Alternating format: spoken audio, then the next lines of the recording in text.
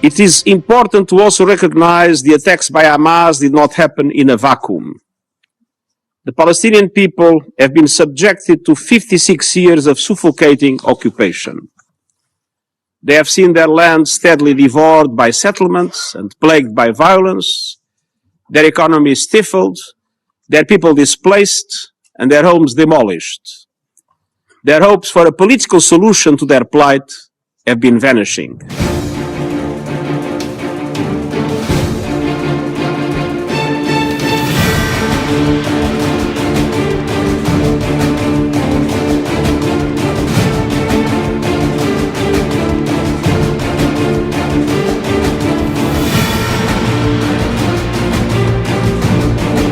This massacre will go down in history as more brutal than ISIS.